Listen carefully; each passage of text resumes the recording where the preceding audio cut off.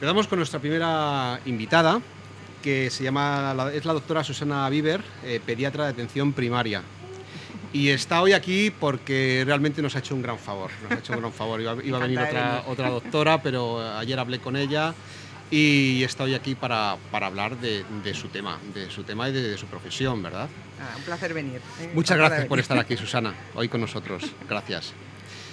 Bueno, preséntate un poco, porque eres pediatra y estás en un ambulatorio, ¿no? Sí, trabajo en un centro de salud en Majadahonda, en el Valle de la Oliva, y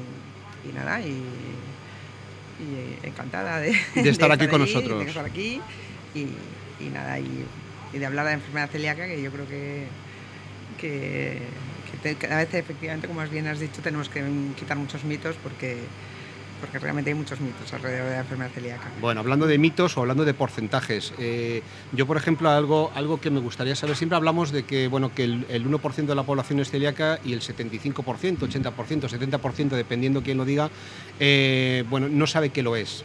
Entonces, ese es un porcentaje que estamos barajando hace ya mucho tiempo, muchos años. Sí. Yo creo que es un arquetipo, ¿no? Es un tipo de porcentaje que siempre hablamos de él. ¿Es verdad que hay un 1% o es que con los años han ido apareciendo más y ha aumentado el número de celíacos? Los libros, desde luego, y en los últimos estudios sigue apareciendo el 1%. Evidentemente diagnosticamos más celiaquía. Yo creo que en España tiene la gran suerte de tener pediatras en atención primaria, y eso hace que por lo menos en la edad pediátrica hay un diagnóstico alto de la enfermedad celíaca, y yo creo que eso sí que tenemos a los niños bastante diagnosticados. Es cierto que aún así tenemos un grupo importante de personas que, porque tienen una celíaca latente o porque una silente, que no se diagnostican,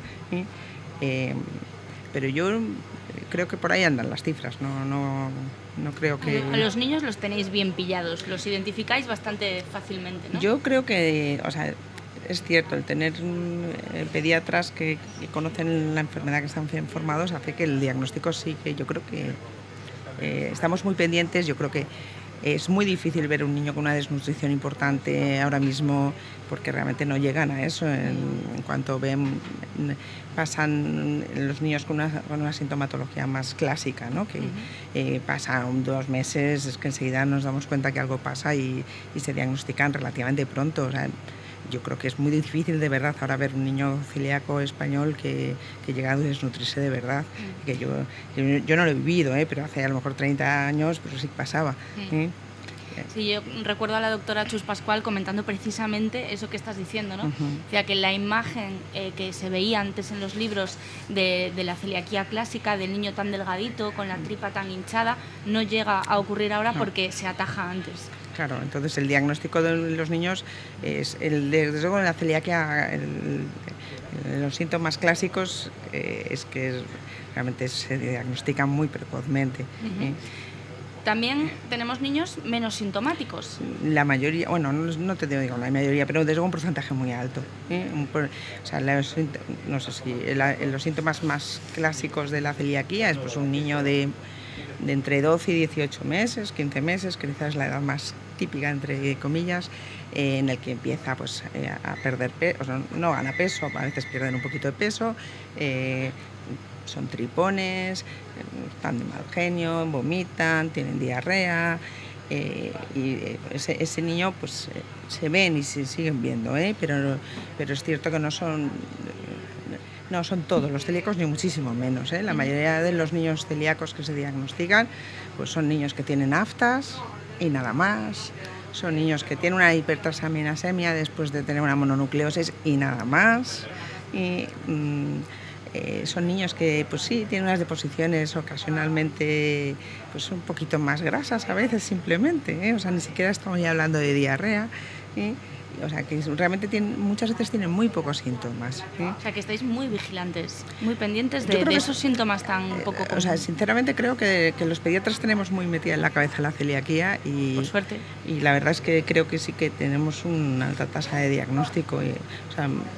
En cuanto vemos alguna cosa que podría ser, o sea, de hecho, pues pedimos muchos anticuerpos antitransglutaminasa de forma rutinaria, o sea, no rutinaria, pero sí en cuanto hay cualquier sospecha, un niño que no nos crece bien, o que no nos engorda bien, pues desde lo primero que hacemos es pedir un anticuerpo antitransglutaminasa.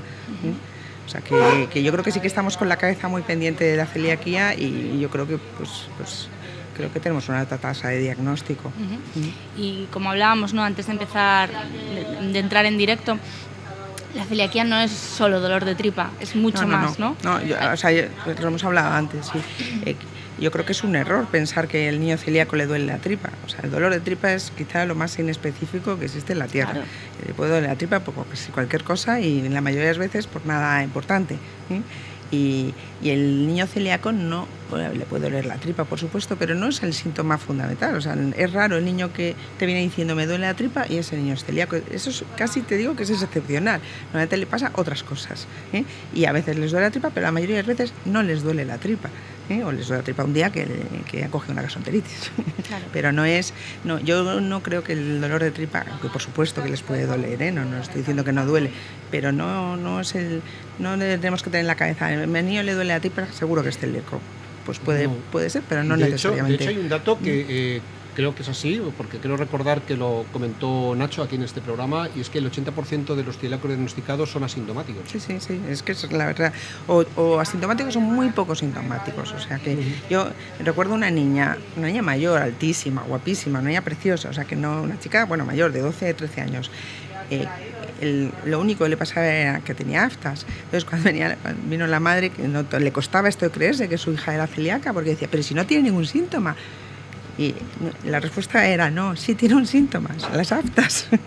Eso es un síntoma. O sea, quiero decir que es un síntoma e importante. Claro, o sea, evidentemente no todos los niños ni todos los adultos que tienen aftas, ni muchísimo menos son celíacos, O sea, tampoco quiero que esto sea lo contrario, Pero sí que es verdad que a veces tenemos síntomas tan pequeñitos que no les damos importancia y muchas veces eso es el síntoma de una celiaquía. No, evidentemente tener solo aftas no sirve, hay que hacer una analítica, hay que confirmarlo y si ahora si quieres hablamos de diagnóstico, pero a veces habrá que hacer una biopsia, a veces no es necesario. Claro. Pues si todo está claro, pues a veces no es necesario hacerlo. Claro. Estás hablando además de aftas, que es un síntoma que sabemos que es común en celíacos, que es habitual. Y mucha gente le pierde un poco no sé si el miedo o el respeto, ¿no?, a la enfermedad celíaca porque, es que solo me salen aftas. Cuando en realidad las aftas son la señal externa, ¿no?, de que tenemos un problema a nivel... En toda la mucosa del intestino, evidentemente. Exacto, ¿no? O sea, la boca es una parte del aparato digestivo como otro cualquiera, o sea que... Es importante hacer hincapié en ello, ¿no?, para que la gente realmente la dieta se la tome en serio y la haga de forma estricta, sin perder ese miedo de, es que como solo me salen aftas, pues no me importa por un día. No, o sea, a ver, hay que tener claro que si una vez que te diagnostican una celiaquía, eso es para siempre. O sea, no... Por desgracia. A día de hoy... Es crónica y no tiene cura. Efectivamente. Entonces, eso, y tiene un tratamiento teóricamente muy fácil, que es no tomes gluten. Luego en la práctica, yo creo que ahora mismo no es tan difícil hacerlo, o sea, a lo mejor pues eso, hace 20 años tenía una dificultad hacer una dieta sin gluten, pero ahora mismo yo creo que hay muchas facilidades, además, por supuesto, en tiendas especialidades como esta, por supuesto, pero es que ahora mismo vas a la mayoría de los supermercados y todo el etiquetado está clarísimo, hay muchos productos fáciles, por supuesto, lo hablábamos antes, la fruta y la verdura no tienen gluten, o sea que se puede comer muchísimas cosas de forma natural que no tienen gluten, que la mayoría de las cosas no tienen gluten, o sea que... Y además es en lo que debe estar basada la dieta. Efectivamente. Y entonces, evidentemente, supone un choque mental el día que te lo dicen, no puedes volver a tomar gluten en tu vida, pero como todo hay que asumirlo. Yo creo que, lo hablamos también antes un poco, los niños en eso tienen una gran ventaja. O sea, los niños no son transgresores de la dieta, lo hacen bien, y si sus padres les apoyan, que es como suele ser en la mayoría de los casos, los niños hacen muy bien la dieta porque aprenden a vivir sin gluten y así viven y son buenos adultos, buenos cumplidores. Yo creo que es más difícil en la vida adulta, pero en los niños niños lo hacen bien, y la verdad es que ahora eso, que realmente tienen en casi todos los lados, incluso pan sin gluten, o sea, que es que realmente es fácil hacer la dieta. Yo creo que una vez que te mentalizas, sabiendo que es una enfermedad crónica para siempre y que no puedes hacer transgresiones, y que además a veces hay personas que con las transgresiones tienen síntomas, muchos celíacos, pero otros celíacos no tienen prácticamente síntomas. Entonces hay que tener muy claro que ser celíaco es para siempre, que no puedes tomar gluten nunca, y que con eso tienes que vivir feliz, porque Exacto. se puede perfectísimamente. ¿Y cuáles podrían ser las consecuencias de cometer esas transgresiones Pues, de forma ocasional? Pues que evidentemente tu intestino va a estar mal, y entonces pues vas a tener, a corto, a medio, a largo plazo vas a tener consecuencias. Entonces, pues desde problemas digestivos, como pues evidentemente a lo mejor muchas personas que piensan, bueno, si yo casi no tenía síntomas antes de que me lo diagnosticara, pues digo, pues, tomo gluten, tampoco voy a tener muchos, pero a la larga ese intestino cada vez va a estar peor, y puede llegar perfectamente un día donde tengas problemas muchísimo más serios. Claro. Por lo tanto, hombre, yo creo que con lo fácil que es hacer una dieta sin gluten ahora mismo, yo creo que no hay que jugársela. Sí, yo estoy totalmente de acuerdo, y creo que además que el problema lo tienen sobre todo las personas poco sintomáticas, porque le pierden totalmente el miedo, ¿no? Dicen, bueno, total, no me pasa nada del otro mundo, tengo unos pequeños síntomas, me salen aftas, o gente que de repente tiene otra vez brotes de dermatitis, se olvidan un poquito de ello, le pierden el miedo, pero al final es una enfermedad autoinmune, es el sistema inmunológico el que está constantemente peleándose contra el gluten, Claro. y eso tiene consecuencias. Y hombre, tenemos que aprender un montón de la enfermedad celíaca, y evidentemente hasta ahora nos hemos centrado mucho efectivamente en el intestino, porque es la parte que evidentemente más clara es, pero evidentemente seguramente vayamos conociendo que tenemos muchas implicaciones, porque efectivamente esto es una enfermedad autoinmune que afecta al cuerpo de la persona. No, posiblemente no nos quedemos solamente en el intestino. Claro, siempre en la definición de enfermedad celíaca se habla de que es una enfermedad sistémica. Es decir, y la doctora Polanco lo explica muy bien. Recuerdo que estaba ahí sentada y dijo, afecta de la punta del pelo a la punta del pie. Otra cosa es que cada uno tenemos unos síntomas determinados, pero nunca sabes por dónde te puede salir. Efectivamente. Con lo cual hay que tratar de ser siempre muy estricto. Riguroso y no tomar gluten. Y los padres, cuando les dices que su niño es celíaco, ¿ha cambiado mucho la reacción en los últimos años? ¿Hay más información? Hay mucha más información. Yo creo que también, o sea, estamos hablando un poco, reincidiendo, es una enfermedad que tiene puede ser eso un poco pesado, pero realmente es que si no tenemos gluten vas a estar fenomenal toda tu vida. O sea, que tenemos una solución relativamente, o sea, por lo menos clara. No sé si luego fácil a la hora de hacerlo, pero clara es clarísima. Entonces yo creo que cuando tú diagnosticas un problema, una enfermedad en un niño, pero también das una solución tan fácil a la hora, desde el punto de vista médico me refiero, claro, ¿no? Claro. Es decir, si tú no haces esto no vas a tener ningún problema, pues yo creo que el dar una solución ante un diagnóstico, yo creo que también hay un conocimiento. Hay mucho desconocimiento de la celiaquía, pero ahora ya ser celíaco, ¿no? Es como algo normal, porque ¿en qué clase no hay un celíaco? Claro, o sea, que es una cosa habitual, frecuente, lo tenemos socialmente lo tenemos integrado. Entonces, no es como a lo mejor hace unos años que era como, ¿qué es eso? Sí, que era una cosa extraña, ¿verdad? Claro, ahora mismo no. La enfermedad celíaca hace unos años era una enfermedad rara, ¿no? O poco frecuente. Poco frecuente. O sea, probablemente, yo creo que estábamos hablando, bueno, hay muchos factores, evidentemente, y probablemente sí que haya aumentado la incidencia, pero es verdad que también aumenta muchísimo el diagnóstico. Claro. O sea, hay que ser realista. Ahora mismo es que es verdad que estamos pendientes y se diagnostica mucho. Hace unos cuantos años, o sea, ya estoy hablando de años, yo creo que faltaban muchos. De hecho, yo creo que tenemos muchos adultos no diagnosticados porque antes no se diagnosticaba. Claro, efectivamente. O sea, seguramente según van. O sea, yo creo que siempre va a haber un porcentaje de adultos que no se van a diagnosticar porque es que no tienen síntomas. Pero evidentemente llevamos ya muchos años diagnosticando a muchos niños, por lo tanto en un futuro yo creo que los tendremos diagnosticados. No bajará la incidencia, porque seguramente influye, aumente o no, o sea, tenga una cierta Sí. aumento, porque la realidad es que las enfermedades autoinmunes todas están aumentando, ¿eh? Sí. Entonces la celiaquía pues probablemente pues no bajar, yo lo dudo, a no ser que cambien mucho las cosas, pero, Sí. pero Vamos a hacer un inciso, y es que os recordamos, bienvenidos a los que os incorporáis ahora al programa. Que son muchos. Que sois muchos, ¿no? Sí, estoy viendo que se están incorporando muchas personas, y eso está muy bien. Y bueno, recordaros que tenemos aquí a la doctora Susana Viver, que es pediatra de atención primaria. Es decir, que le podéis hacer también preguntas en directo, Por supuesto. que os contestará. Si tenéis alguna duda y tenéis alguna pregunta que hacer sobre este respecto, pues desde luego aquí tenéis a una profesional de la salud, no al doctor Google, a una profesional de verdad, ¿eh? Así que os invito a que le hagáis también preguntas en directo, que no sé si ya habrá alguna, que tú estás así mirando. Están saludando de de momento, están momento, diciendo vale, hola, están despertando, saludan, ¿no? sí, Están sí, sí. despertando. Están tomando nota ahí para empezar a hacer preguntas. Muy bien, también damos la bienvenida a nuestros amigos también del otro lado del charco, ¿no? Sobre todo, pues nos seguís mucho de la Argentina, desde Chile, también Ecuador, es decir, que muchas gracias por seguirnos también. Y siguiendo con la entrevista, a mí hay algo que, por ejemplo, cuando siempre hablamos de atención primaria, nos resulta difícil.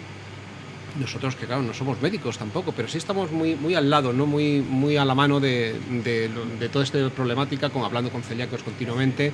Bueno, yo tengo una asociación de celíacos, mi hija es celíaca, con lo cual imagínate, ¿no? ¿Y qué pasa? Que al final, quieras o no quieras, al final, pues bueno, pues empiezas a recopilar datos, te documentas y sabes, ¿no? Empiezas a saber de este tema, aunque no eres médico, por lo menos en mi caso, ¿no? ¿Qué ocurre? Que cuando hablas con un profesional de la salud en el tema de atención primaria, porque a mí me ha pasado, ¿no? Cuando he ido al médico, ¿no? A veces dices, caramba, yo sé que es complicado un poco por toda la gama de colorimetría, de colores que puede llegar a ser un celíaco.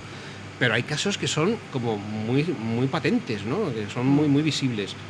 ¿Por qué no se diagnostican? O sea, ¿por qué esas personas siguen yendo de especialidad en especialidad y no hay nadie que le diga, usted es celíaco? yo la verdad es que me cuesta también entenderlo muchas veces, ¿eh? O sea, yo quiero pensar, soy optimista, que desde luego en la edad pediátrica no pasa tanto. No, yo estoy convencida de que Sí, la pediátrica no, que en la no. pediátrica no. Claro, a ver, en la medicina de familia también es verdad que estamos hablando de casos que no se han diagnosticado previamente, o sea, son los casos probablemente más complicados, ¿eh? porque tengan unos síntomas un poco más diferentes, porque muchos no sean síntomas digestivos, o con síntomas digestivos por un poquito enmascarados. Entonces, la realidad aún así, yo creo que, o sea, es que la antitransglutaminasa está, y luego, a ver, pero por un lado, la antitransglutaminasa está lo podemos pedir todos los médicos de atención primaria, sí. ¿vale? Pero es cierto que luego pues estamos hablando de la celiaquía, de la intolerancia a gluten celíaca, en donde los anticuerpos evidentemente no son positivos, y la celiaquía en el adulto, que a mí me parece más compleja, menos clara, o sea que yo creo que en los niños las cosas están más claras, en los adultos no están tan claras, entonces eso favorece mucho a que el diagnóstico sea más complejo, porque realmente a veces es complejo. Antes estábamos hablando de un caso concreto y yo creo que es complejo realmente, o sea, hay situaciones complejas en las que no es hacer una antitransglutaminasa, es positivo, pues esto es una persona celíaca.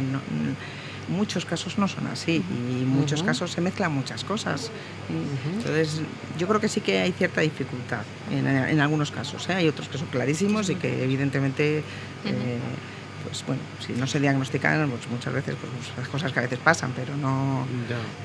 Sabemos que a veces los anticuerpos, a veces, bueno, en realidad lo que se suele decirnos es que son más efectivos en edad infantil que en edad adulta, que a veces son negativos, a pesar de que luego si continúas y biopsias ves una atrofia o ves MARS1, que a veces no es celiaquía, pero...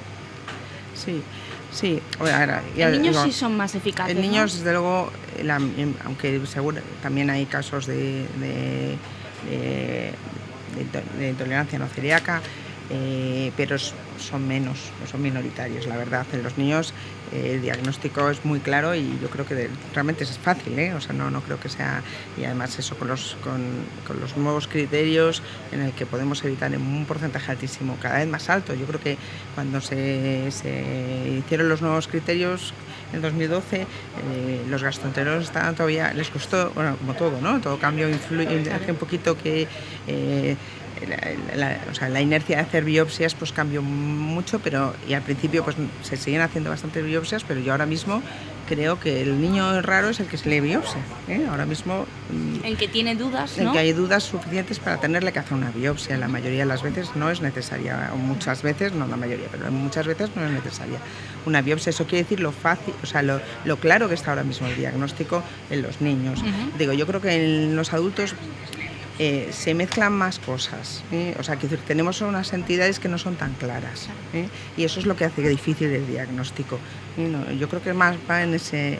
Claro, es que entre que los síntomas son mucho más inespecíficos, mucho más difusos, y que luego pues las pruebas no son, bueno, pues eso, tan tajantes, ¿no? Como puede ser en niños, pues al final te encuentras con... Y luego también muchas veces que se piensa menos en celiaquía en edad adulta. Es cierto.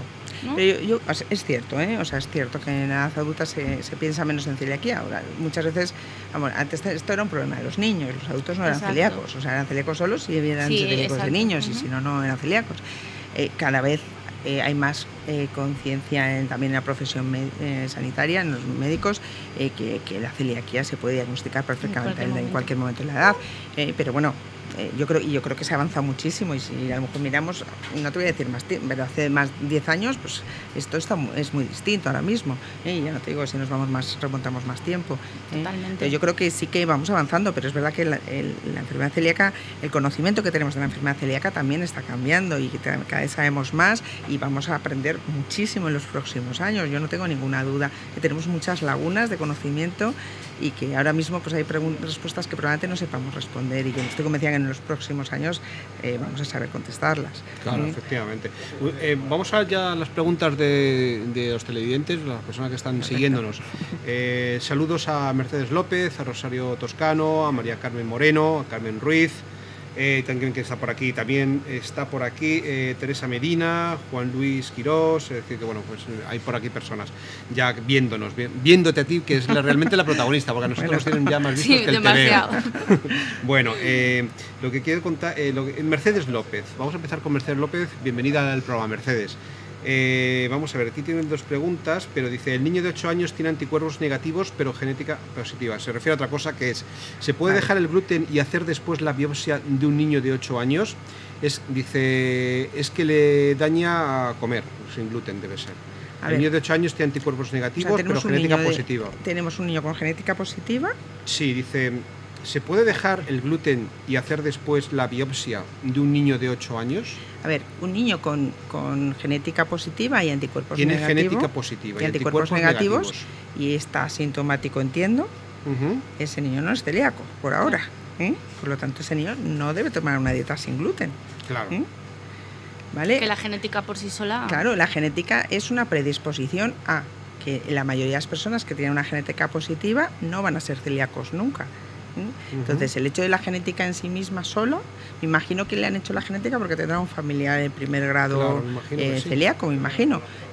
Pero, o sea, ese niño, por lo que estoy entendiendo, no tiene motivo para tomar hacer una dieta sin gluten. Aparte que bueno, es lo que se dice siempre, lo que decís siempre los profesionales, ¿no? Antes de la biopsia hay que estar tomando gluten. Por supuesto, eso siempre. Claro, o sea, evidentemente, de cara a hacer una biopsia, si lo que hay es una sospecha clara de celiaquía porque tenga algún síntoma, y está pendiente de hacer una biopsia, tiene que tomar gluten, porque hacer una biopsia a una persona que no toma gluten, lo normal es que esa biopsia sea normal, y eso no quita que no sea celíaco. De hecho, hace poco hubo cierta polémica, con toda la razón, porque una persona que llevaba diagnosticada, creo que eran 5 años, bueno, pues fue una persona adulta, fue al médico, al digestivo, a hacerse una prueba por alguna historia, y bueno, pues empezó el proceso de pruebas, y entre esas pruebas le hicieron una biopsia entendemos, ¿no? Se entiende por lo que ella contaba, que no en la misma zona en la que se suele biopsiar para el tema del gluten, pero bueno, el resultado que le dio su médico es que se había curado de la enfermedad celíaca porque ya no tenía las vellosidades intestinales ni atrofiadas, ni había una inflamación, ni nada. Escribía diciendo: creo que soy un caso único porque realmente mi médico me ha dicho que me he curado, ¿vale? Era una historia que nos venía, creo que era desde Venezuela, no recuerdo ahora. Y bueno, pues al final es que es lo mismo. Si no estás comiendo gluten, esas vellosidades pueden estar bien, obviamente. Claro, si el diagnóstico estaba bien hecho. A ver, antes, remonto a hace años, ¿no? Que en los niños antes se hacían 3 biopsias para el diagnóstico de la celiaquía. Hacíamos una primera biopsia que era patológica, una segunda biopsia sin gluten, en la que se veía que efectivamente había mejorado, no, la anatomía patológica era normal, y al cabo de los años se reintroducía el gluten y se volvía a comprobar que efectivamente volvía a estar mala. O sea, un niño o un adulto celíaco que no esté tomando gluten, si se le hace una biopsia, lo normal es que el intestino esté normal. Lo raro sería que siguiese habiendo una atrofia. Sí, efectivamente, si sigue habiendo una atrofia, habrá que ver qué causa es la que está haciendo que no esté normal el intestino. O sea, el concepto creo que tiene que quedar clarísimo. Fundamental, sí. Enfermedad celíaca. El tratamiento de enfermedad celíaca es la dieta sin gluten. Si hacemos la dieta sin gluten, nuestro intestino tiene que estar normal. Y si no, habrá que ver qué pasa. O bien porque hay un diagnóstico diferente, o porque estamos haciendo transgresiones dietéticas. Habrá que buscar una causa, pero evidentemente si hacemos bien la dieta, lo normal es que nuestro intestino esté normal. Y haciendo las cosas bien, un niño, ¿cuánto tiempo puede tardar en recuperar? Depende del grado de desnutrición. Como ya te digo, como la mayoría de las veces nuestros niños no están desnutridos al diagnóstico, la recuperación es muy rápida. O sea, incluso, mira, el ejemplo quizá más típico, que es el de los niños que se nos desnutren un poquito. Realmente no se desnutren, pero sí tienen cierto grado leve de desnutrición, que suele ser eso, a los 15, 18 meses como mucho. Llevan 2 meses sin ganar nada de peso, alguno ha perdido un poquito.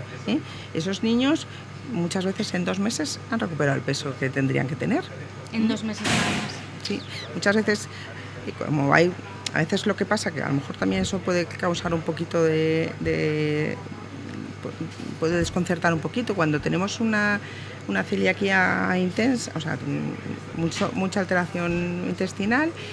Cuando se inicia el tratamiento sin gluten es muy frecuente también hacer una dieta sin lactosa, ¿vale? No, eso no significa que las personas celíacas sean también intolerantes a la lactosa. Lo que pasa es que como el intestino está muy desestructurado, transitoriamente se le facilita, como si dijéramos, dándole también una dieta sin lactosa. Entonces, eso normalmente es poco tiempo, 2, 3, 4 meses a lo sumo, 6 en los casos en los que hay más alteración intestinal. Pero porque no es que sean intolerantes a la lactosa, es que realmente tienen un intestino que está sufriendo mucho y hay que facilitarles las cosas para que efectivamente la absorción sea mejor, más rápida y se recuperen de antes. Y esos niños, por supuesto, luego van a tomar toda la lactosa que van a querer porque no tienen ningún problema con la lactosa. Entonces, pero sí que a veces eso, cuando hay un cierto grado de desnutrición, sí que se intenta eso, que se mejore lo antes posible, y la verdad es que la mejoría es rápida. Vamos a una pregunta de Teresa Medina Sánchez. Sí, hay un montón. Sí, dice, si un paciente tiene a través de analítica en sangre positivos los valores de trigo y gluten, ¿esto qué quiere decir exactamente? Y tiene dice que tiene parientes celíacos, vale. Y además que se refiere a IgE. Vale, bueno, a IgE, yo creo que ahí tenemos un poco de lío. Vamos a ver si puedo explicarlos. Vamos a ver si me explico bien. Para hacer el diagnóstico en sangre por un lado tenemos, para hacer un diagnóstico de celiaquía en un niño con síntomas, que además es un poco diferente, si tenemos síntomas así no los tenemos, ¿vale? Vamos a pensar en un niño con síntomas. Por un lado, si tenemos, lo primero que se hace, porque es lo más accesible y lo más fácil ahora mismo, son los anticuerpos antitransglutaminasa, ¿vale? Que esos se hacen en sangre. Entonces, esos anticuerpos antitransglutaminasa son IgA normalmente. También pueden ser IgG, ¿vale? Pero los que tienen de verdad valor importante, los que hacen que el valor del test sea bueno, son los IgA. Entonces, los las personas, la IgA es una inmunoglobulina que sirve para las defensas. Entonces, siempre que se hace un diagnóstico de celiaquía, cuando se hace un análisis de sangre, siempre, además de pedir una antitransglutaminasa, obligatoriamente hay que pedir los niveles de inmunoglobulinas, de IgA, de IgG y de IgM. ¿Vale? Siempre. ¿Por qué? Porque además se asocia con la celiaquía, el déficit de IgA es muy frecuente en la población y además se asocia con la celiaquía. ¿Vale? Entonces, si nosotros tenemos unos niveles bajos de IgA, la antitransglutaminasa que se valora en la IgA, aunque si es negativa, no me vale como diagnóstico. O sea, el que yo tenga una antitransglutaminasa negativa en una persona que tiene un déficit de IgA, eso no me sirve para decir que esa persona no es celíaca. No descarta la enfermedad. No descarta la enfermedad. En ese caso, lo que se hace es ver la antitransglutaminasa IgG, que no es tan buena en cuanto a la validez que tiene el test, no es tan bueno como la IgA, pero bueno, es lo que tenemos en el caso de que haya un déficit de IgA. La IgE aquí no tiene nada que ver. Entonces yo creo que ha habido aquí la IgE no es una inmunoglobulina también, pero no tiene nada, no tiene vale, relación. Nos dice Teresa que la IgA la tiene negativa. Claro, pues en ese caso lo que pasa es eso, que al no tener IgA, o sea, me imagino que se refiere a la, o sea, ya os digo, una cosa es la antitransglutaminasa IgA, que eso es quizá la prueba más válida para ver si podemos ser celíaco o no, y otra cosa es las inmunoglobulinas IgA. Si nosotros no tenemos inmunoglobulinas, entonces la antitransglutaminasa IgA no me sirve para hacer el diagnóstico. No me va a ser nunca positiva. ¿Por qué? Porque no tenemos inmunoglobulina A, pero el negativo no me sirve para decir no soy celíaco. Entonces tenemos que ir a una antitransglutaminasa o a otras pruebas como un antiendomisio, que es una prueba más específica todavía, que es obligada también si no queremos hacer biopsia para el diagnóstico. Profundizando un poquito, si queremos un niño sintomático, que lo primero que haríamos es en sangre una antitransglutaminasa. Si nos sale positiva, haríamos un antiendomisio, que es otro anticuerpo. Si nos sale positivo, también haríamos un estudio de HLA. Si nos sale una HLA compatible, o sea, un DQ2, un DQ8, ese niño, con esas tres cosas, si son positivas, podemos decir que ese niño es celíaco y no necesitamos hacer una biopsia. Y es un diagnóstico seguro.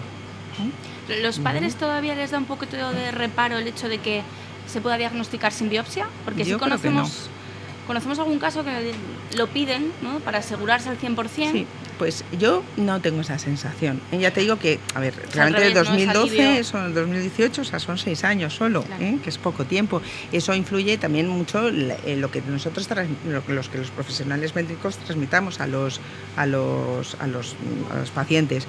Pero es cierto que cada vez estamos más seguros, cada vez los gastroenterólogos están más convencidos de que se puede diagnosticar perfectamente, no en todos los casos, por supuesto, siempre hay casos en los que evidentemente hay que hacer biopsia, sí, y a veces hay que hacer más de una biopsia, que eso sigue pasando y sigue siendo necesario, pero sí que es verdad que en unos casos muy claros se puede diagnosticar sin hacer una biopsia, y yo creo que si los profesionales explicamos bien las cosas, la gente nos entiende muy bien, o sea que... Claro. Y además es que es la confianza, ¿no? Confianza doctor-paciente debe ser yo primordial. creo que si lo explicas bien, la gente lo entiende, y si están las cosas claras... que el niño pase por un trago poco agradable. Claro, no es agradable una biopsia. Sí. Bueno, los que nos han hecho biopsia sabemos que no es nada agradable. Yo me he echado para atrás, fíjate.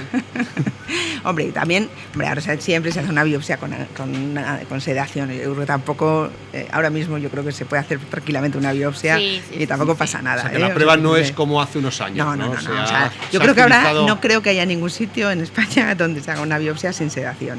Y en el fondo llegas ahí, te tumbas y no te enteras de nada. Y te despiertas luego y dices, ¿qué ha pasado?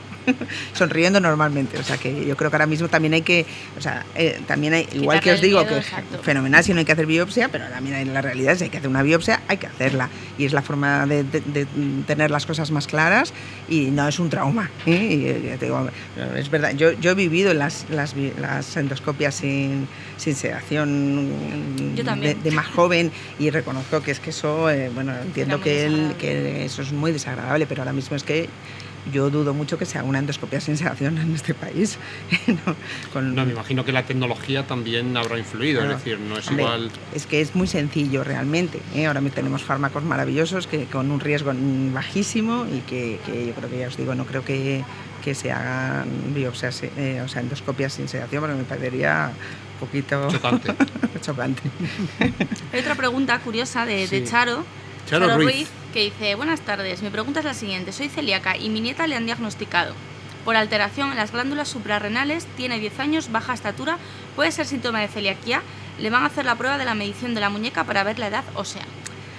A ver, por poder puede ser celíaca, bueno, pues puede ser, pero si tiene una alteración en las glándulas suprarrenales, lo normal es que tenga una alteración en las glándulas suprarrenales y que en principio no tiene por qué ser celíaca. Son cosas paralelas, son cosas distintas, entonces, y justifica que tenga una talla baja, o sea, quiere decir que yo en principio creo que no. Otra cosa es que se le trate bien para su problema suprarrenal y siga habiendo problemas, pues entonces habrá que investigar más, pero estoy convencida que dentro de todas las pruebas que le han hecho, estoy convencida que le han hecho una antitransglutaminasa. Claro. No, dice que ya está diagnosticada, pero dice que... de celiaquía, sí. Si tiene un problema, pues entonces hay que estudiar bien la suprarrenal, porque probablemente, además de la celiaquía, tenga un problema suprarrenal que hay que tratar y claro, ya está, que y son solucionar. cosas al final, sí. no es tanto un síntoma de la enfermedad celíaca, sino que son dos entidades diferentes que en este caso se dan en la misma persona. Está animado, ¿eh? Está animado, está animado. Sí, está... Te vamos a dejar aquí, vamos. Bueno, a ver. Sí, está muy animado, eso está muy bien. Está muy bien que oye, ese es el momento, ¿no? Vienes aquí a la doctora para vosotros, es decir, que no para nosotros, sino que para vosotros, para que aprendamos todos, porque yo y lógicamente también Lorena, ¿verdad? Aprendemos mucho cuando venís vosotros los doctores, los especialistas en enfermedad celíaca, ¿no? Y en salud. Por lo tanto, siempre decimos a todos nuestros oyentes que aquí os tenemos, es decir, que os pregunten ahora es el momento. Esta es una de las que decimos. Venga, que es complicada más para el paciente, ¿no? Dice: no tengo anticuerpos positivos, pero síntomas compatibles. El médico me ha aconsejado comer sin gluten, a ver qué pasa. Llevo así ya 3 años sin gluten y ahora me quieren hacer biopsia. ¿Para qué? No tengo biopsia anterior. No lo entiendo. Solo puedo decir eso, o sea, que claro. No tiene, o sea... es un poco lo que he dicho antes. Si realmente esta persona es celíaca y le hacen una biopsia sin tomar gluten, lo normal es que la biopsia sea normal. Claro. Entonces, luego cada caso es cada caso, o sea, es muy difícil también sin conocer exactamente la historia. Muchas veces contamos los datos un poco así, claro, como... pero en principio, si estamos haciendo una dieta, a no ser que haya una sospecha de otra cosa, que a lo mejor pues el médico lo que empieza a sospechar es otra cosa, que entonces a lo mejor sí tiene sentido hacer una biopsia, o sea que a veces también yo creo que también hay que tener una buena relación con el médico, entonces pues preguntar, si hay médicos más habladores, otros más callados, pero hay que preguntar y que te expliquen las cosas, porque a lo mejor realmente lo que está pensando es en otra patología y quiere hacer la biopsia por otra causa, o sea que a veces... Pero en principio, una persona celíaca, si está haciendo la dieta, lo normal es que la biopsia sea normal. Lo curioso de todo esto es que el diagnóstico en principio, por lo que aquí dicen, simplemente fue con síntomas compatibles. Es que eso así no se diagnostica una celiaquía. O sea que... Luego hay mucho autodiagnóstico también. Claro. Entonces, hombre, las cosas hay que intentar hacerlas bien, porque si no nos volvemos locos. O sea, que si no hacemos bien las cosas es muy complicado y sobre todo con unos anticuerpos negativos, pues lo suyo es intentar llegar al diagnóstico más exacto. ¿O descartarla? Claro, efectivamente. Entonces eso implica hacer una biopsia y ver si realmente tenemos una histología, una anatomía patológica, o el intestino es posible que tengamos una celiaquía o si la biopsia es normal, pues evidentemente esta persona no es celíaca. Entonces ahí yo creo que habría que hacer pues una HLA y habría que... Hombre, no sé si le han hecho HLA o no, pero desde luego no comenta nada. Lo primero que haría sería una HLA, porque si el HLA es negativo, pues ya esa persona no es celíaca. O sea que empezamos por ahí, o sea que... Claro. Que si el HLA, eso es lo más fácil, Lo que pasa es que, bueno, es verdad que el HLA pues es complicado en el sentido de que la cobertura se hace en la Seguridad Social, pero es muy diferente, o sea, en unos hospitales se hace más fácilmente, en otros más difícilmente, y hay distintos criterios. eso tenemos que mejorarlo, pero... Porque los protocolos con los que trabajáis a día de hoy sí que recomiendan, ¿no? Hacer ese HLA cuando se diagnostica un celíaco. O sea, cuando se diagnostica celíaco es obligatorio, yo creo que eso se hace en todos lados, no quiero confundir tampoco con eso, ¿vale? O sea, a ver, yo os digo, cuando se hace una sospecha de una persona celíaca, pues el diagnóstico se hace el HLA, los anticuerpos antitransglutaminasa, o sea, primero los anticuerpos antitransglutaminasa, ¿vale? Porque es como si dijéramos la primera prueba de screening que tenemos, ¿vale? Pero cuando hay una sospecha más clara, pues ya se hace el HLA y el antiendomisio, que es quizás la prueba más, el antiendomisio es el anticuerpo con más validez, ¿vale? Entonces, me he perdido, a ver. Entonces, el HLA, vale. Si por ejemplo tenemos una persona un familiar de un celíaco, un familiar en primer grado, estamos hablando de familiares en primer grado, que son los que habría que estudiar. Padres, que son los que hay que estudiar, ¿vale? O sea, el tener un primo o segundo celíaco no significa que tú vayas a ser celíaco, ¿vale? Entonces, lo óptimo sería estupendo que pudiéramos todos acceder a hacer un HLA. ¿Por qué? Porque si tú tienes un hermano, un padre o un hijo celíaco y tú tienes un HLA negativo, o sea, no es de Q2, no es de Q8, no vas a ser celíaco. Por lo tanto, te pongas como te pongas. Tendrás muchos dolores de tripa y mucha diarrea, pero no vas a ser celíaco. Entonces, eso descarta directamente un montón de personas que no van a ser celíacos. Claro. Sí que eres. Entonces, volviendo un poco al caso de esta chica, pues creo que lo primero es hacerle un HLA, porque si no es positivo, no es celíaca. Y en caso de que lo sea, es esa predisposición. Pues eso es una predisposición. Entonces, en ese caso, habría que seguir estudiando y pues, posiblemente entre por hacer una provocación con gluten y luego una biopsia. Entonces, cuando tenemos una persona asintomática, volviendo un poquito a la generalidad, el HLA familiar de un celíaco, el HLA sería la prueba estupenda. Ya os digo, eso no es fácil en todos los lados, no es una prueba que se disponga en todos los sitios para las personas asintomáticas. Claro. ¿Vale? Sí, para los sintomáticos. Claro. ¿Vale?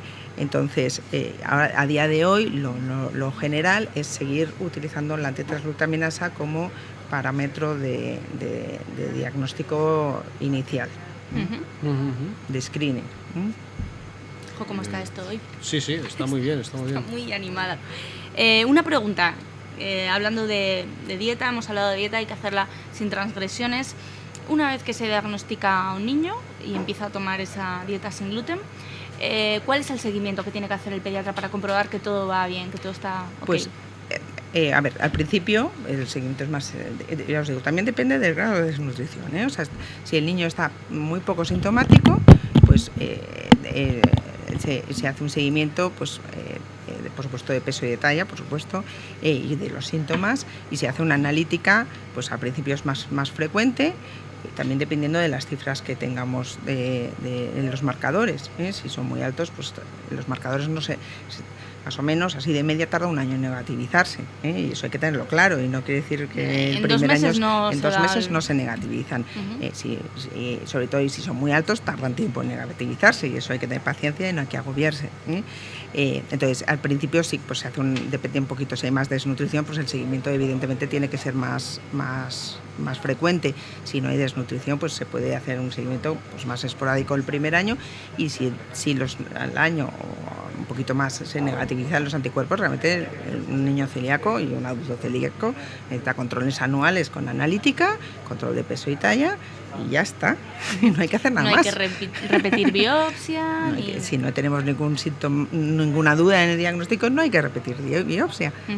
O sea, si nosotros tenemos un diagnóstico certero de que tenemos una celiaquía, tú no tienes que hacerte más que una analítica anual durante el resto de tu vida, para comprobar que efectivamente lo estás haciendo bien, y vas a ser una persona sana sin ningún problema. Eso es. Con los que te toquen en la vida, pero, exacto, pero no más. Sí, siempre lo decimos. A ver, ser celíaco no te inmuniza para otras cosas. Ya bastante tenemos, ¿no? Pero creo que de todo lo que te puede pasar en la vida, es de lo esto que... está estupendo. Claro, o sea, es que al final es una dieta, no tienes que estar tomándote pastillas, no tienes que estar Yo eso lo digo mucho, digo, mira, las cosas que tienen solución, yo te dejo llorar un poquito porque lo entiendo, pero esto tiene solución, ¿eh? O sea, cuando no tienes solución las cosas, pues es un problemón, ¿eh? Pero las cosas que tienen solución, pues sí, lloras en los días que necesites llorar para asumirlo y luego ya está, a hacer bien las cosas y... Sí. Yo creo que el tema, cuando eres celíaco te diagnostican como celíaco, más que una preocupación por tu salud, es una preocupación social. Por lo menos en el adulto. En el niño, al final, si se le diagnostica al niño pequeño, al final lo asume y a lo largo de su vida, pues bueno, pues lo asume perfectamente y no pasa nada. Sí. Pero lo malo es el adulto.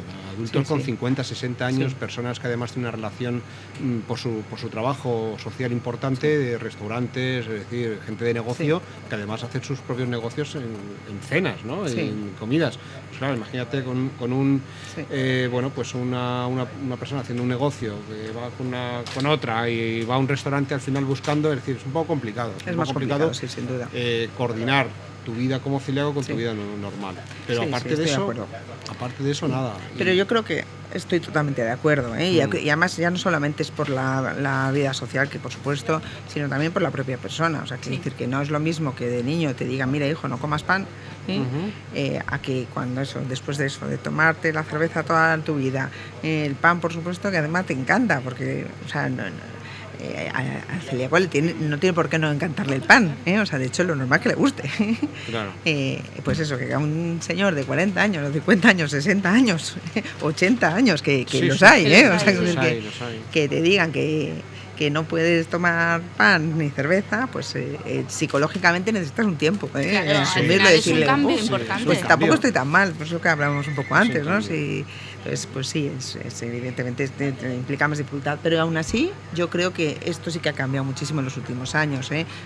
Habrá muchísimos restaurantes y de todo, cadenas grandes, restaurantes pequeños, o sea, piensan en los celíacos. Antes era una excepción en el sitio donde se podía tomar una dieta sin gluten, pero ahora mismo yo creo que es una realidad que hay muchísimos sitios donde se puede contar una dieta segura sin gluten. Sí, cada vez más. Además, mira, aquí van a estar después Carlos Ávila y Adelaida Hidalgo del restaurante La Tapé y van a hablar de este tema, ¿no? Que se han ido acostumbrando y bueno, han visto también en los celíacos un sector bueno, a tener en cuenta, ¿no? Por supuesto, porque eso hay que tenerlo en cuenta, ¿no? Entonces, bueno, pues hay muchos restaurantes que ya están tomando esta pauta.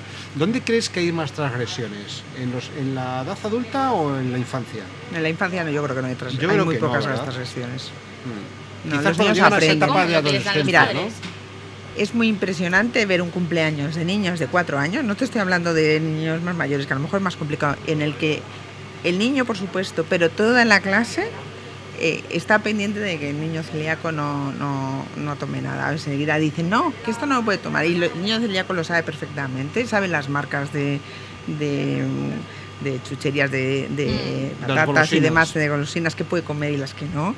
Y sabe muy bien los símbolos, lo saben desde muy pequeños. O sea, es increíble como miran la bolsa y dicen... y luego, a ver, yo creo que también las madres son responsables. Y tú lo dices, mira, mi niño es celíaco. Si lo ves muy complicado, esto me ha pasado muchas veces, ¿no? Pues la propia madre lleva un trocito de tarta para celíacos, para que su niño pues, coma tarta también, o otra cosa y por supuesto yo creo que, o sea, también tenemos más alergias, que esto no es una alergia, también creo que no mezclemos, pero es verdad que yo creo que como sociedad y como padres tenemos mucha conciencia de que tenemos muchos niños que tienen pues tienen alguna restricción en la dieta.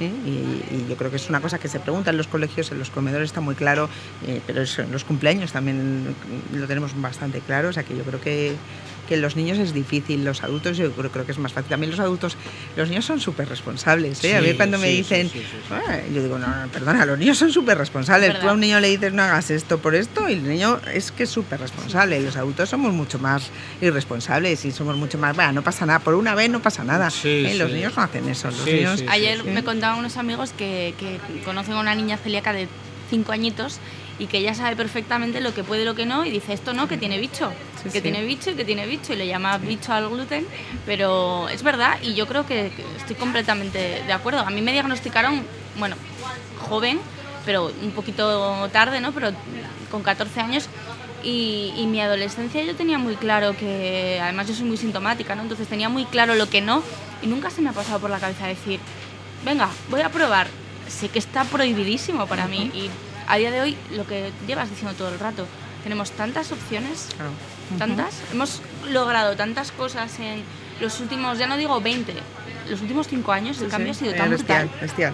Sí, y yo creo que también se nota mucho eso a nivel del hospital, de los médicos, ¿no? Que antes, cuando ibas y decías que eras celíaco, ya el médico era como, bueno, no sé, cuando somos ya adultos, ¿no?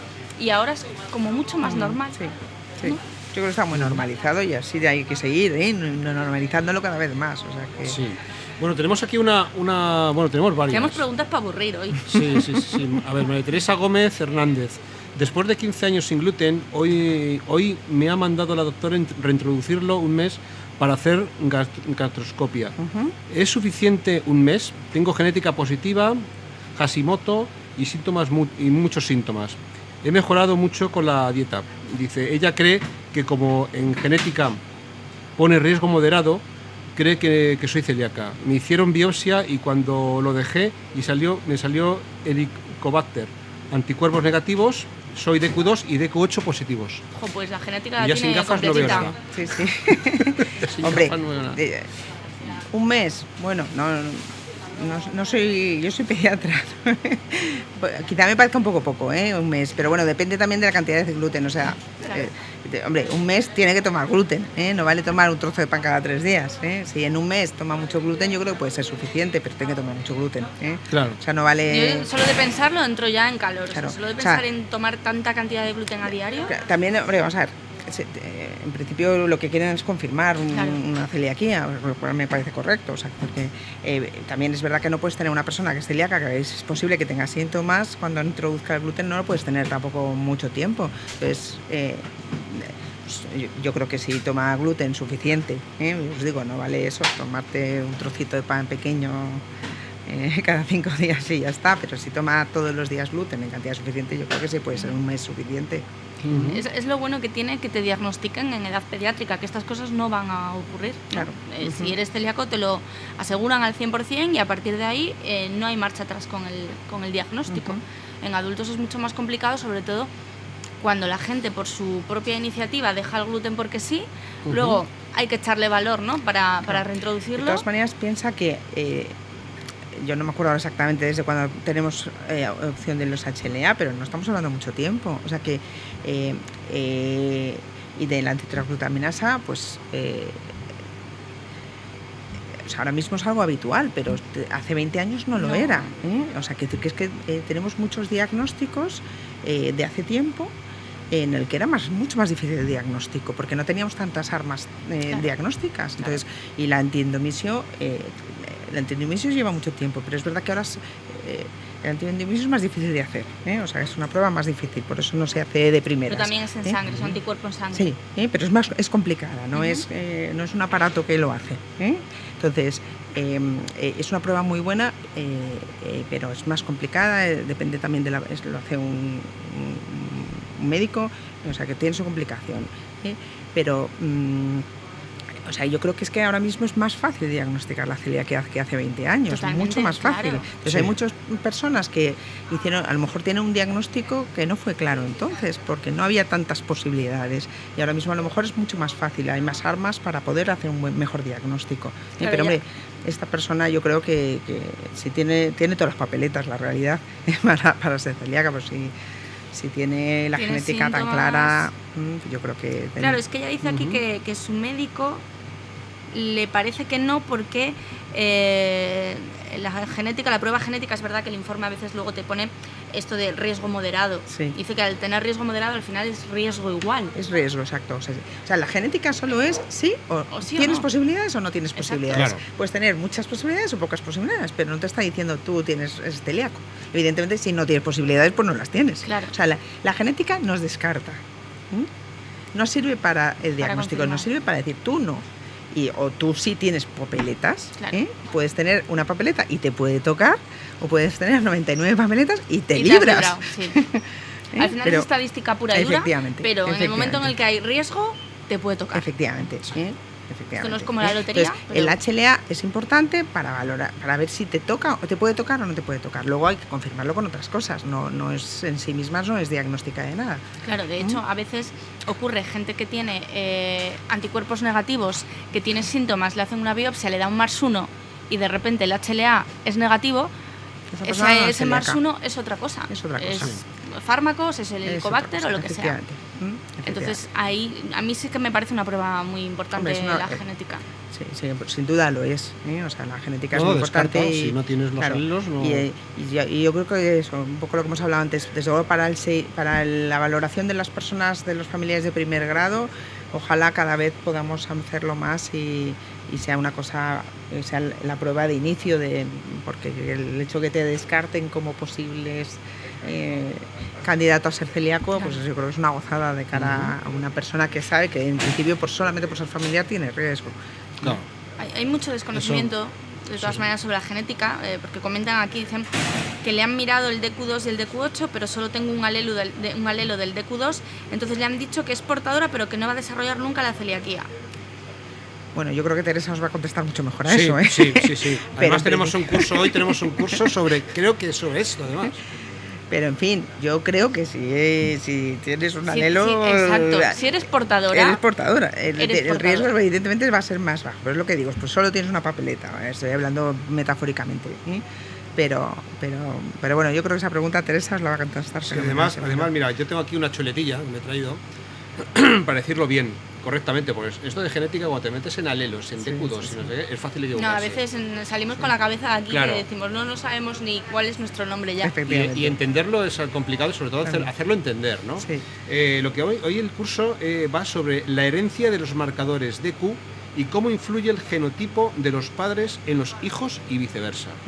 Es decir, que yo creo que es muy interesante, ¿no? Por supuesto. Ver quién es portador de un DQ2, de un DQ8 y cómo influye eso en sus hijos.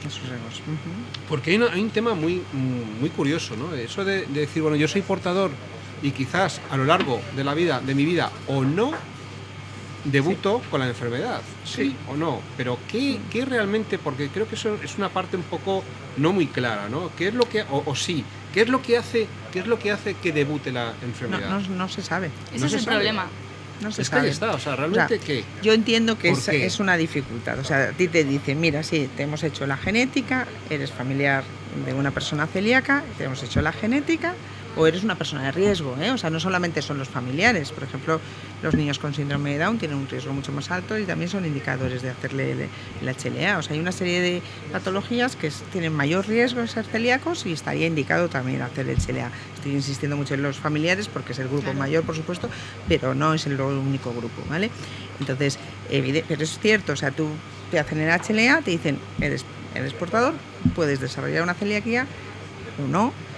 Y evidentemente te clavan aquí una espada y nunca te vamos a decir, bueno, pues no hagas esto y no vas a ser celíaco. Claro. A día de hoy no sabemos qué es lo que hace que un día una persona empiece a ser celíaca. Entonces, pues a día de hoy esa persona tendrá que hacerse unos controles seriados. Y desde luego tenerlo claro, y si tiene sintomatología en algún momento, pues ya lo primero que tendrá que hacer, que yo soy portador, claro, a ver si voy a ser celíaco. Sí, es una información fundamental. Claro, por supuesto, pero es cierto que ahora mismo no podemos contestar a esa pregunta. De hecho, leemos cada cierto tiempo, ¿no? Una vez al año yo creo que ve la luz algún estudio nuevo que habla de un virus o unas bacterias o tal, pero a día de hoy sabemos que evidentemente el desencadenante es el gluten, lo que hablábamos al principio. Si no tomas gluten no vas a desarrollar celiaquía, pero no tiene ningún sentido hacer esa terapia preventiva. No, para nada. Lo hablamos un poco, ¿no? O sea, familia, pues que tenga mucha carga y tenga un padre celíaco, hermano, un hijo celíaco, otro hijo celíaco y nace otro niño. Ese niño tiene que tomar gluten. O sea, obligatoriamente. ¿Que tiene muchas papeletas para ser celíaco? No lo dudo, pero nunca vamos a diagnosticar una celiaquía si ese niño nunca toma gluten. Incluso si lo toma, si toda la familia hace una dieta sin gluten, pues hasta puedo entender que el niño tampoco tome gluten, pero es que ese niño nunca vamos a diagnosticarlo, no vamos a saberlo.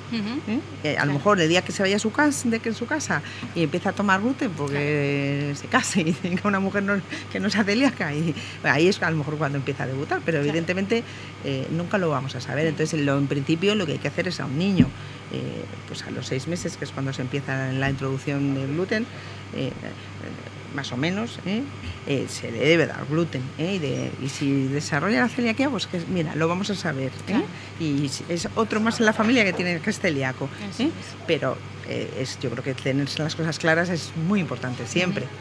De hecho, nos comentaba un día una pediatra no recuerdo ahora, del Niño Jesús, creo que es, la doctora Martínez, nos decía que ahora mismo se está realizando un estudio para ver si en niños, o sea, en familias en las que hay varios celíacos, ¿vale?, el hermano o la hermana de un celíaco pequeñito, los anticuerpos no tienen que elevar tanto, porque en realidad está tomando una dieta un poco más restrictiva. Efectivamente.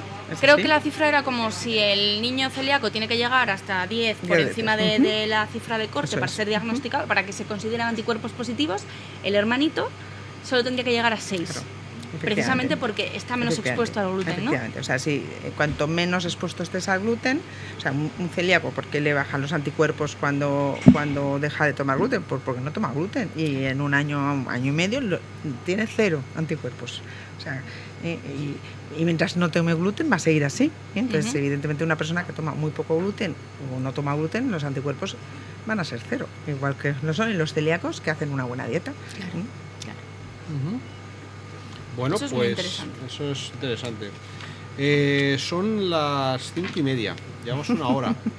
Y para seguir, yo podría seguir, podíamos otra seguir, más. Y podíamos seguir. Y la gente que nos está viendo también. Sí, también. La verdad es que está muy bien. A ver, se me ha pasado enseguida, ¿Qué pasa volando? No, pasa volando. Aquí el tiempo, las horas son medias horas. O sea, la verdad es que sí. Nos pasa a nosotros, estamos aquí 3 horas y también se nos pasa muy rápido, ¿no? La verdad, cuando quieras dar cuenta, estamos despidiendo el programa. Bueno, oye, pues, ¿querías comentar alguna cosita más que a lo mejor se te haya quedado en el tintero? ¿Alguna cosita? Yo creo que quizá hemos hablado un poquito, lo último y así terminamos. Hemos hablado un poco antes, ¿no? O sea, yo creo que ahora hay un poquito de follón en las intolerancias, las alergias. O sea, yo creo que hay que dejar claro que la enfermedad celíaca no es una alergia.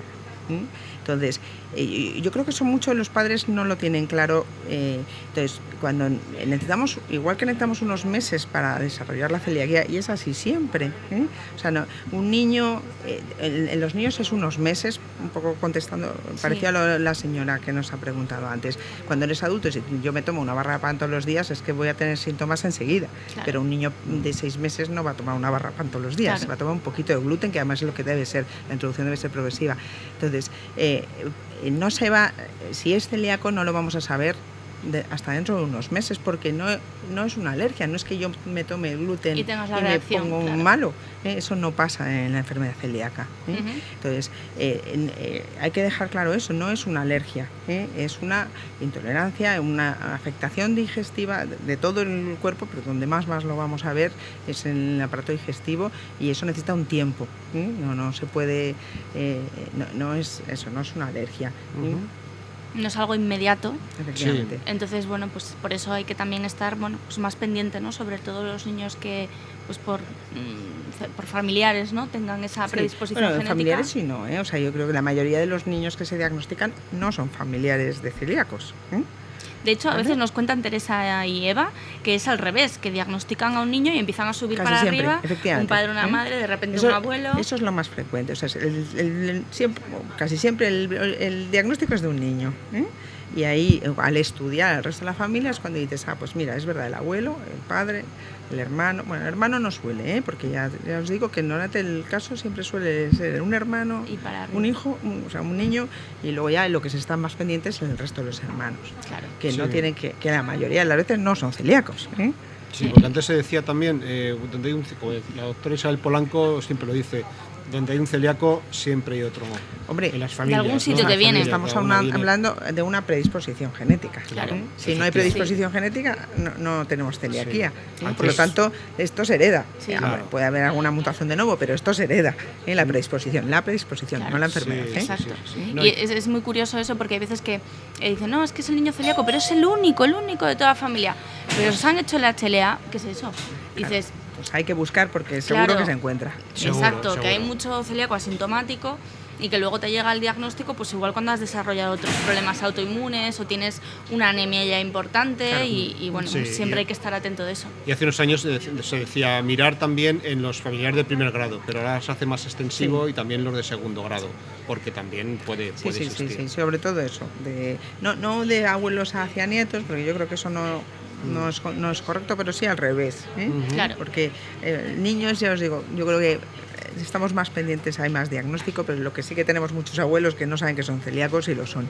Sí, es que es verdad que se están viendo diagnósticos de personas de 70 y pico años que toda la vida han tenido molestias, toda la vida se han encontrado, siempre tengo digestiones pesadas, pero bueno, lo achacan como un síntoma de su normalidad. No, que te acostumbras. Y de normal, pues igual no tiene nada. El cuerpo muy sabio, te acostumbras a eso y dices, bueno, pues sí, un poquito, digestiones así y tal, otra vez estoy mejor, otra vez estoy peor, pero bueno, así te tiras un año detrás de otro y cuando te quieres dar cuenta han pasado 20, 30 años. Yo conozco una señora que la han diagnosticado con 79 años y dice que yo ahora voy a hacer ¿qué? Que me van a quitar el pan. Además, una señora de Galicia, que allí tienen un buen pan, todos sabemos cómo es el pan de Galicia. Allí comen pan de verdad. Claro. Y dice, no, yo lo siento, pero sí aguantaba hasta los 79 años así. Y su hija, que también es celíaca, diciendo, por favor, mamá, por favor, haz las cosas como hay que hacerlas, ¿no? Al final es importante, a la edad que sea, hacer la dieta correctamente. Sí, es como el abuelo ya con 85 años que dice, abuelo, que es que fumar es malo para la salud, y lleva desde los 9 años fumando, ¿no? Y dice, bueno, pues mira. Pero bueno, es algo que también hay que tener en cuenta. Claro. Yo creo que la salud importa a la edad que sea. Efectivamente. Eso también, eso es verdad. Bueno, pues Susana, un placer.